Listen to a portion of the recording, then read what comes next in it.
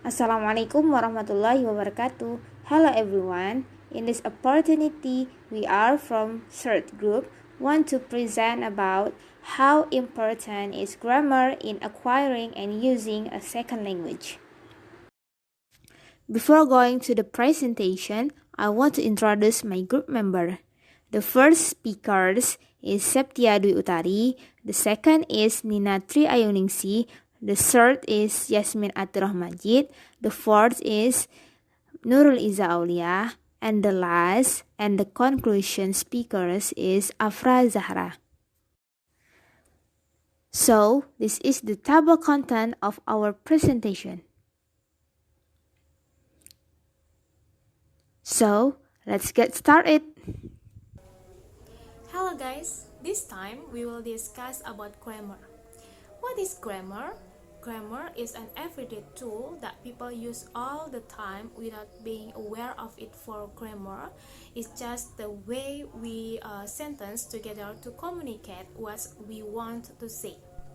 In this case, grammar is like a puzzle where we have to arrange them one by one so they can be formed. And then and at one level, grammar is the elaborate technical description found in grammar books, and at the another level, grammar refer to the grammatical resources an individual speaker of a language has in their mind. For example, at the box 4.2. In this box, there is one sentence in several languages, and we focus in English. Namely, the plumber mended the broken pipes. Next, an important resort for grammar is word order. In English, the subject non-phrase comes before the verb phrase, which in turn comes before the object non-phrase. Like the plumber as a subject, mended as a verb, and the broken pipes as an object, and then become a subject plus verb plus object. And then a second major resort for grammar is changing the form of word. In English, can be done through inflections on the end of the words. As with the past tense mended, the word has an additional ed, where it is the second form of the verb. Next, a third resort is grammatical system. According to Michael Holiday, the grammar is seen as a network of interrelated, meaningful choices. Articles, sometimes known as determiners, form one such system, and in English has some articles. There are the, an, and another, and others. For example, the plumber, the as a article. Hi, my name is Tri Ayuningsih, and I will explain about learning the grammar of a second language. In this part, I will explain 4 points. The first point is the importance of grammar. Why grammar is important in second language? Because grammar will help in our communication, and grammar act as a guide so we can give a proper meaning of what we want to say. The second point is the grammar of second language learner. Second language learner has different grammar than a monolingual native speaker, because the second language will also affect the way of speaking. The third point is the method of learning another language. There are many methods to learn a foreign language, but is it better for the person to understand it step by step? For example, the person needs to learn or acquire present tense, then present continuous tense, and so on, until all the tense have been mastered. It is better to have guidelines before learning a foreign language, rather than randomly learning a foreign language. And the fourth point is interlanguage grammar. When learning another language besides their first language, there is a chance that the grammar or fragment from other language can be mixed one and another. This condition is caused by the interaction from the learning, teaching, social interaction, and so on. There are three basic rules interlanguage grammar for any language. A sentence may have first a noun followed by verb or sometimes another noun. The second one is a noun followed by a form of be and another noun be and another noun or an adjective. And the third one is a verb followed by a noun phrase. The main reason is the similar grammars that second language learners invent for themselves. While no one denies the effect of the first language on the second language, researchers have often been surprised by how much learners with different first language actually have in common. Nevertheless, the first language is part of the whole language system in the learner's mind, and its grammar is bound to affect the sentence the learners produce in the second language. The traditional name for this effect was transfer, and it was seen as a negative force that interfered with the acquisition of the second language. This led into a famous grammatical point in Chomsky's universal grammar, called the pro-drop parameter. So the pro-drop parameter has two values. Subjects are set either as compulsory or as optional in any human language. In so-called non-pro-drop language like English and German, the sentence has to have subject even if it's only a pronoun. In pro-drop language like Japanese or Italian, the sentence doesn't necessarily have to have a subject. So, pro-drop and non-pro-drop language. A pro-drop language allows subjectless sentence is Chinese, Italian, Greek, Arabic, Portuguese, Spanish, Hebrew, and Japanese. And non-pro-drop language do not allow subjectless sentence is French, German, English, and Dutch.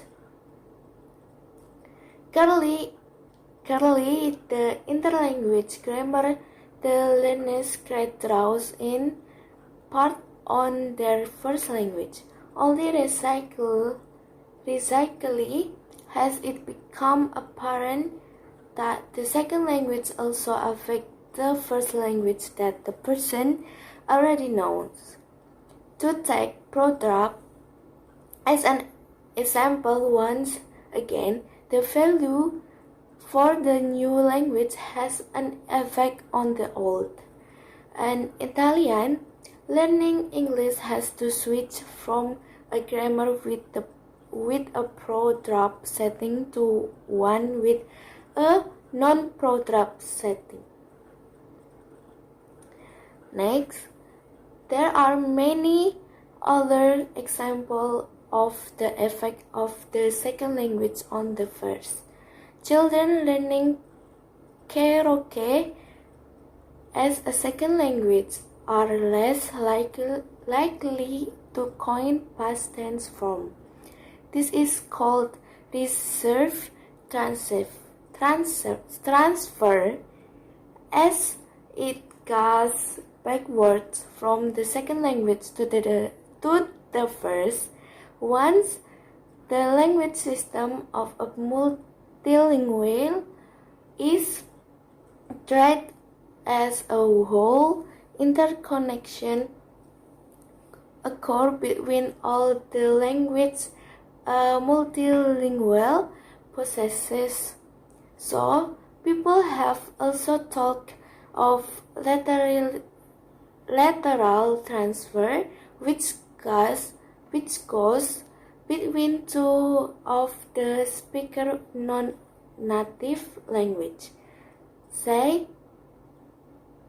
from the second to the third, and end of bidirectional transfer in which two languages influence each other mutually. The link between the two languages or transfer or cross-linguistic influence. 1. First language to second language. The first language influences some aspect of the second. 2. Second language to first language. The second language influences some aspect of the first. 3. First language and second language. The first and second language both influence each other. 4. Second language to third language. The second language influences the third language. The term transfer is now less used because it suggests taking something and putting it somewhere else. What is happening is more like a continuous connection between language that get entwined into a complex network combining aspects of the German article system with the second language system and merging from the sentence heard. Hence, the more current term is cross-linguistic influence, a continuing relationship between the language. The study of cross-linguistic influence also extends to what happens when people lose their first or second language, called attrition, an exciting modern area of SLA research. So, there are three areas of grammar. The first is grammatical morpheme, the second is word order and processing, the third is article. So, I will explain about the grammatical morphemes. So, this is the process of grammatical morphemes. The first is the learners will using the single contents. For example, like husband, fly, plane, thirsty. So after that, they will complete it with the functional word. For example, husband, fly to Paris on Thursday. So after that, they will make a phrase. For the example is husband, my husband, will fly to Paris on Thursday. And after that, the learners will make a sentence by the words. My husband will fly to Paris on Thursday. So the last is the learners will add subordinate clause within the sentence. For example, my husband will fly to Paris on Thursday if the airport is open. So it is the sequence of second language learners. The first is grammatical morphemes, the second is possibility, the third is negation. So the first is that I have said before is the article they or a, and after that is present continuous ending ing, after that is plurals, after that is past irregular inflection, after that is irregular past tense, possessive, and third person singular. And processability, in the first there is one word, it is fly, after that adding will become will fly, after that the sentence will develop into I will fly by adding subject, and after that the sentence will adding with the subordinate clause, so the sentence will become I will fly if possible. So the third is negation. For example, is Kenny no or no fish, and after the learners get enough information, get enough studying, will be you didn't solve it. Order and processing. Order is important to make your sentence make sense. So proper word order is an essential part of writing and speaking. When you put words in the wrong order, the result is confusing, unclear, and incorrect. Word order refers to the way words are arranged in a sentence. The standard word order in English is subject plus verb plus object. To determine the proper sequence of words, you need to understand what the subject, verb, and object are. But in some languages, the subject must refer to something that is alive rather than dead. For example, in Sherlock Holmes' plays The Violin, the subject is Sherlock Holmes is both first and alive, but is different with the Japanese language. For example, in sentence, the monkey sped the giraffe. The singular the giraffe agrees, the singular verb pet. In some languages, like Italian, the subject-verb agreement is far more important than word order, making the giraffe the subject. And the last conclusion. Many people feel indifferent when they hear grammar. However, we cannot avoid that. And we need not worry about falling in grammar, because in everyday life, we unconsciously use grammar even though we are in the stage of learning as a second language. Besides, grammar is our way of combining what words or sentence will be said. Like a puzzle, we have to arrange them one by one to get a complete form. Likewise, in grammar, we arrange one by one words at a time to form the sentence we want to say. Moreover, we have to fight boredom, make learning this grammar an interesting challenge so that it makes us motivated to learn it. Do you have any question, guys? If you have any questions, please go to the comment section of YouTube and post your question there. Thank you for your attention. Wassalamualaikum warahmatullahi wabarakatuh.